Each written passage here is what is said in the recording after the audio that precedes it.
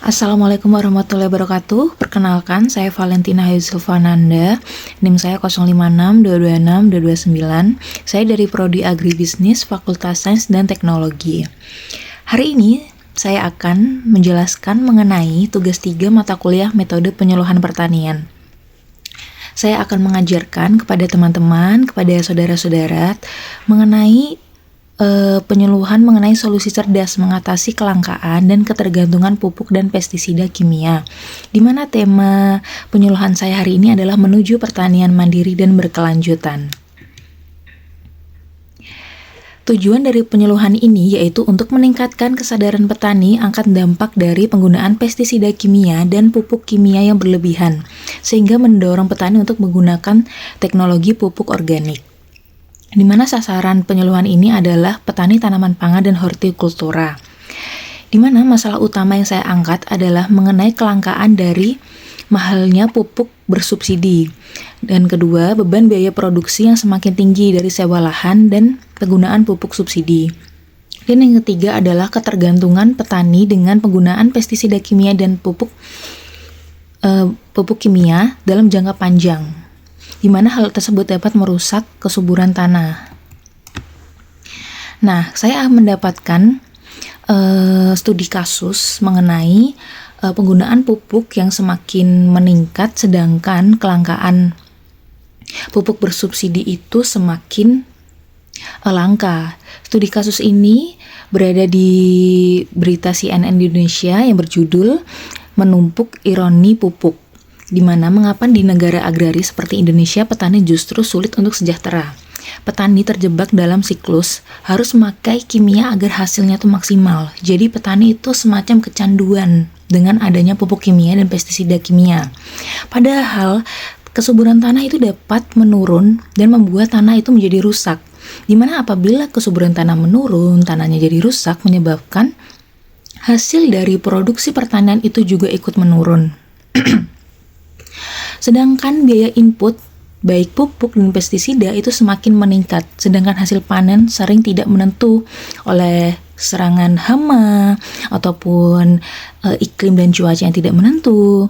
Lalu pupuk bersubsidi sering tidak tepat sasaran atau terbatas kuotanya, sehingga petani kesulitan untuk mendapatkan pupuk subsidi.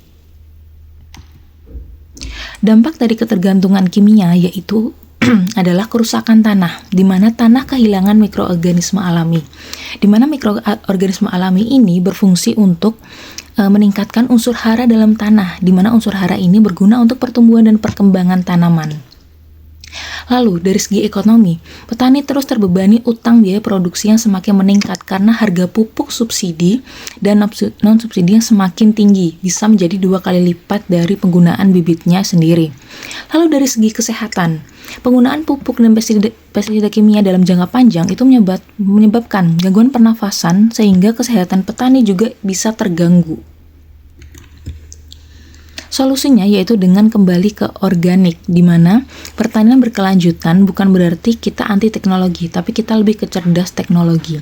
Gimana caranya? Yang pertama yaitu dengan memanfaatkan potensi lokal, yaitu menggunakan apa yang ada di sekitar lahan, berupa kotoran ternak, terus sisa-sisa tanaman, ataupun limbah rumah tangga. Lalu prinsipnya bagaimana? Yaitu untuk memperbaiki sifat kimia, sifat biologi, dan sifat fisik dari tanah secara alami.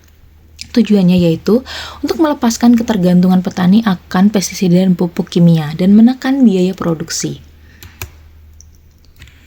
Nah, ini adalah contoh dari penggunaan pupuk, di mana sumber pupuk nitrogen itu bisa digantikan dengan kotoran ternak, eceng gondok, dengan prosesnya yaitu fermentasi kotoran ternak menjadi kompos atau pupuk organik cair atau POC. Lalu untuk bahan baku fosfat dan kalium, untuk menggantikan NPK dan KCl itu bisa dengan air beras, batang pisang, air kelapa, dan sabut kelapa. Lalu untuk menggantikan pestisida kimia yaitu dengan pestisida organik, di mana kita bisa mengendalikan hama dengan memanfaatkan penggunaan ekstrak daun mimba, gadung, atau bahan lokal lainnya. Fokus pada pencegahan ini yaitu pada sistem preventif, sehingga menjaga ekosistem predator alami itu atau musuh alami dari hama itu tetap terjaga dalam ekosistem. Lalu lebih aman bagi kesehatan dan petani dan konsumen. Kelebihan dari pupuk organik yaitu sebagai sumber energi tanah. Pupuk organik memberikan makan organisme tanah, bukan hanya memberi makan tanaman. Lalu juga memperbaiki tanah, maupun memperbaiki tekstur, maupun kemampuan tanah menahan air. Secara keberlanjutan, tanah menjadi semakin subur dari musim ke musim, tidak semakin lapar kimia. Lalu, penggunaan pupuk organik dan pestisida organik ini juga mengubah pola pikir atau mindset petani. Nah, tantangan utamanya yaitu karena budaya instan, petani terbiasa menggunakan pupuk kimia dan pestisida kimia yang hasilnya itu instan. Sedangkan penggunaan pertanian organik itu butuh proses dalam perbaikan tanah. Lalu yang kedua adalah butuh kesabaran. Kita harus meyakini bahwa hasil kualitas organik akan jauh lebih baik dan biaya operasional jangka panjang jauh lebih murah. Selain itu, dari hasil produksi pertanian organik juga lebih bersaing di pasar.